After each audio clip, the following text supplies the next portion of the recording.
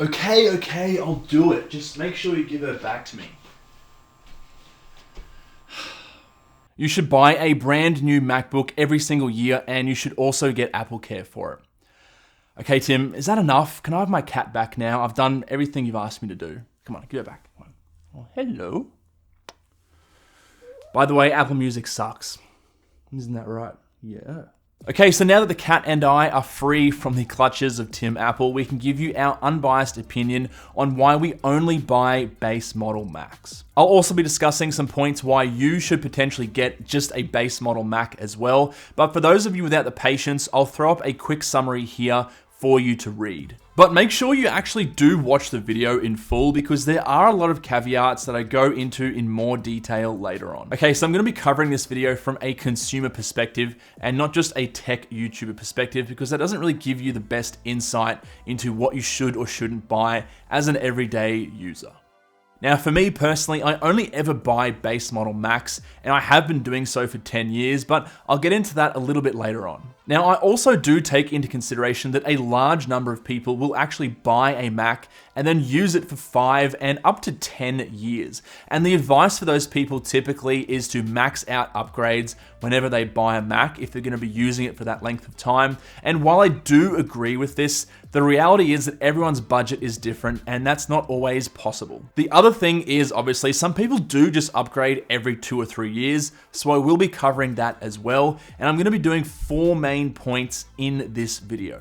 Now, to preface this video, if you do actually need increased RAM or storage, or you have the budget to simply max out upgrades, of course, you should do that. But the prevailing theme of what I'm about to talk about is that upgrading Apple hardware is very expensive. So at what point are you just better off sticking with the base model? Starting with RAM, I'm going to be focusing mainly on the M1 Macs in this video because as we all know, the Intel Macs are slowly but surely getting phased out and will likely no longer be available in the next 12 to 18 months to buy from Apple directly. Also, the Apple Silicon Macs will likely have fewer upgrade options going forward, so that should also simplify things a little bit.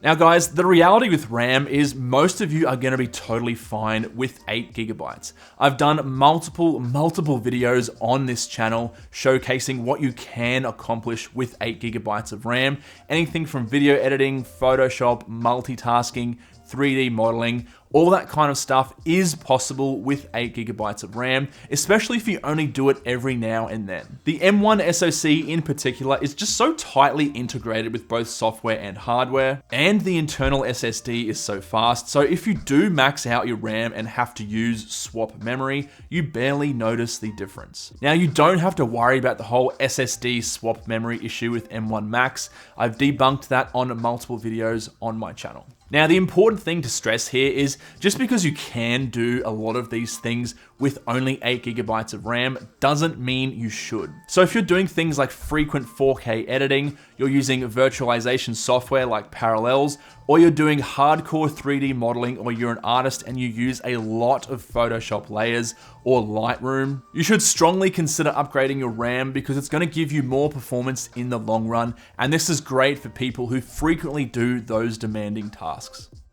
In my opinion, upgrading from the base 8 GB of RAM to 16 or above, or whatever's available for you, is a great option to future-proof your Mac, especially if you're going to be keeping it for 5 to 10 years. For me personally, I only use my MacBook Air for productivity things, so emails, some web browsing, note-taking, maybe some very light Photoshop and a little bit of editing every now and then, but the bulk of hardcore work I do on a proper dedicated Windows PC with a beefy graphics card and desktop CPU. So for me, just 8 GB is totally perfect. And this is a fairly common strategy for others out there as well. Now, moving on to storage, this is a very similar thought process to RAM. So upgrading storage on a Mac device is exponentially more expensive with each storage tier you go up. Now, I've made multiple videos on my channel, such as creating your own custom NVMe SSD drive for 1/4 the cost of Apple's 2TB option with speeds of nearly 1 GB per second. You can also go with something like the Sabrent XTRM-Q Rocket NVMe drive. But no matter what external drive you go with, you're going to save a ton of money rather than going with the internal Apple option. So the beauty of having an external drive is that you can actually keep this with you even if you sell your Mac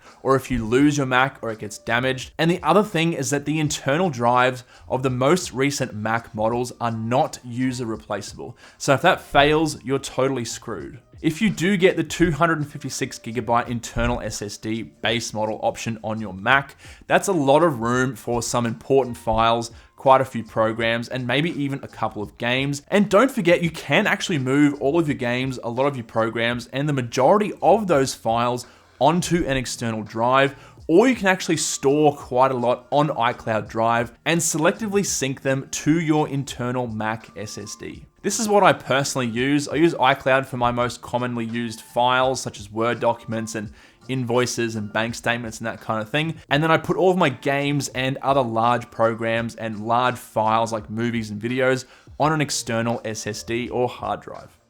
By the way, I made a video on a couple of different external storage options, so make sure you click in the top right-hand corner to check that video out. Now, just like with RAM, there are some people that will need to upgrade their storage, such as developers using Xcode, or maybe even a DJ who doesn't like to have external things sticking out of his laptop while he's doing a set.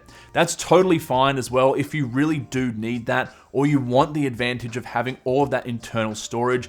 Go for it, but just understand that you're not locked into Apple's expensive upgrade options.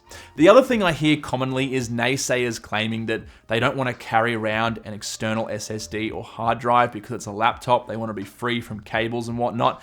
But guys, the reality is if you're doing any kind of serious work, you're going to have a bag, you're going to have a mouse, you're probably going to have some kind of case for the MacBook, and you're also going to have some kind of dongle or USB-C hub. So why not just add a small, slim little external SSD into the mix as well. Now, moving on to resale value, I'm going to briefly touch on this, and this is mainly for people who sell every 2 to 3 years, because for those of you that keep your Macs for 5 to 10 years, by the time you actually go to sell your Mac after a decade, for example, it doesn't have much resale value, but that doesn't matter because you've squeezed basically every dollar out of that Mac already. So for you guys, it's worthwhile. Now, going back to the people who like to upgrade every 2 or 3 years, I compare Macs to the used car market. So with a used car, for example, if I buy a car for $50,000 and then I spend $50,000 worth of upgrades and suspension upgrades and maybe a new engine, a turbocharger, when I go to actually sell that car, if the cost of those upgrades were $50,000 as well, I can't sell my car for $100K because no one's gonna buy it. I'll probably have to sell it for around $55 to maybe $60K. It's very similar with the used Mac market. Most people shopping for used Macs are only gonna want the base model and likely won't pay much extra for increased RAM or storage. By far, the most popular configuration Apple sells is simply base model Macs. Every additional dollar you spend on upgrades decreases the overall resale value of your Mac when you sell, compared to if you just bought a base model. This is because most buyers in the secondhand market are simply after a base model Mac, because power users that would be after an upgraded model will generally, not always, but generally spec their own machines and buy them new directly from Apple. Now, admittedly, the difference between an upgraded machine and a base model on the secondhand market isn't huge, but it is a small factor when you come to sell. Now, moving on to upgrade strategy, as much as I hate consumerism, the reality is, guys, that companies like Apple are just pushing us further and further towards this mindset. For every person that keeps their laptop for 10 years, there's probably 2 or 3 others that upgrade every couple of years. And it actually might be more advantageous for certain people to upgrade relatively frequently. Guys, don't hate the player, hate the game. For example, I run this YouTube channel you're watching right now as a company. So there's a thing in Australian tax law called instant asset write-off. I'll save you all the tax law jargon, but essentially financially, At the moment, I am far better off buying a new MacBook every year, writing it off against tax, and then selling it on the second-hand market just before a new model is released. For normal consumers, you'll get a much bigger spec jump by saving the money you would have spent on RAM and SSD upgrades, and instead upgrading your entire system every 2 to 3 years. Now, just to quickly recap the points I've made, in my opinion, there are only 2 types of people that should consider upgrading from base model. Number 1, those with a large budget, just go crazy and max out upgrades. Or number 2, power users or pros with specific needs, for example, 4K video editors, developers, or power multitaskers. The reality is the majority of people buying MacBooks will never need anything above a base model Mac. Now, for those people that do have a little bit of room in their budget for upgrades and they want to pick 1 or 2, here's my advice. I would recommend to upgrade in this order. Any RAM upgrades, and then any kind of CPU or GPU upgrades available, and then lastly, storage. This can obviously fluctuate on what exactly you need. So if you're doing video editing, for example, I would go with RAM, but if you're a developer, for example, and you need a lot of internal storage, go with storage first of all. Anyway guys, thanks for watching this video. Hopefully you found a few things here interesting. Any comments or questions, as always, leave a comment down below. But apart from that, I'll catch you in the next one.